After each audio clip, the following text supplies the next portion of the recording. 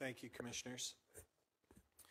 High-performance computing, or HPC, is a vital tool for innovation in scientific research, in industries such as manufacturing, oil exploration, pharmaceuticals, chemical engineering, and finance, and of course in national security, including military, intelligence, homeland security, and cybersecurity.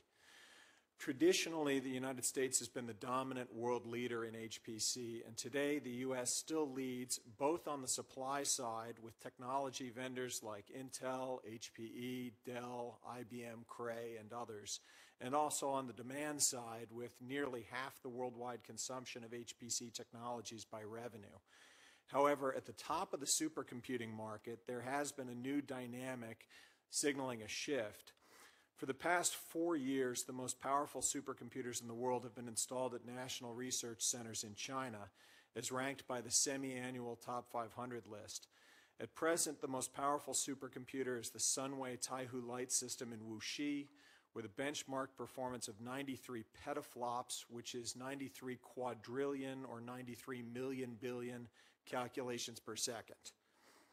The second most powerful is the Tianhe 2 system at Guangzhou with a benchmark performance of 34 petaflops.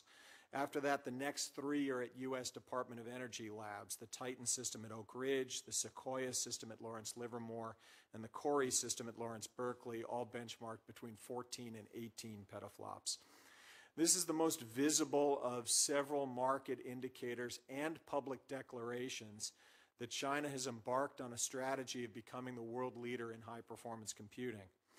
This intention should not be dismissed. The timing of this move comes against an industry backdrop of change.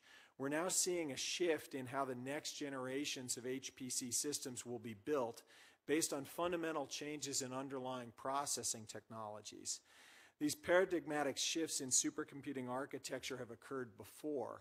In 1996, for example, the ASCII Red system at Sandia National Labs was the first to reach a teraflop, which was 1 trillion calculations per second. But that was also the first major supercomputer with a clustered architecture approach, assembling supercomputers as networks of industry standard servers. Over the next 10 years, clusters would slowly emerge as the new dominant model for HPC. These shifts are not easy. It's not as simple as building a faster supercomputer. When you change the hardware approach, you also have to change the software approach as well as how you manage the system. It was the new software model that took years to percolate through the industry. That's where the industry sits today as we approach exaflops, which will be quintillions of operations per second, or if you prefer, that's billions or millions. Needing not only to build the hardware system, but also revisit topics like software and system management due to changes, underlying changes in the processing technologies and a proliferation of specialized options. In this vein, the Chinese investments are even more interesting. The Sunway Taihu Light system was essentially built, not bought. It was an internal investment at the Chinese National Supercomputing Centers, using almost entirely indigenous technologies to China. The architecture was co-designed with scientific researchers who've already begun some programming work on the new system. A new paradigm gives the opportunity for new leaders to emerge. Consider as a metaphor the transition of mobile phones. A country without any kind of investment in landlines could suddenly leap ahead with a well-timed investment in towers. We expect China to be able to field an exaflop system, that's back to that quintillion number we were talking about, as early as late 2019. After that, Japan is likely to deploy an exaflop system in late 2020 or 2021.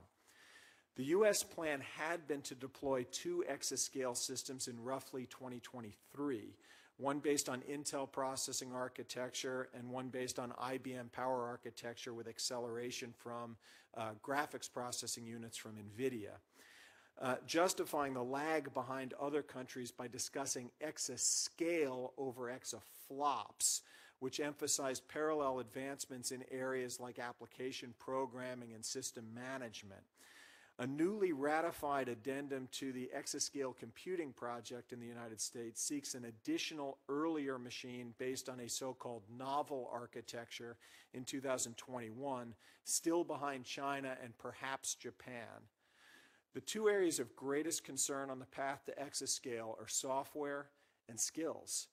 In addition to the ongoing commitment to the Exascale Computing Project under DOE, we have the following recommendations as reflected in our provided statement. One, we recommend national initiatives in low-level software tools and programming models together with stakeholders in industry and academia. Two, we recommend government-funded partnerships between industry and academia. And three, we recommend ongoing pursuit of next-generation technologies. Regardless of these recommendations, the HPC market will continue powering new innovations and ideas around the world. Supercomputers today are close to 1 million times more powerful than they were 20 years ago. In another 20 years, they could be 1 million times more powerful still. The leaders in supercomputing will be the ones that do not rest on their achievements, but rather continue to chase the next challenge over each new horizon. Thank you.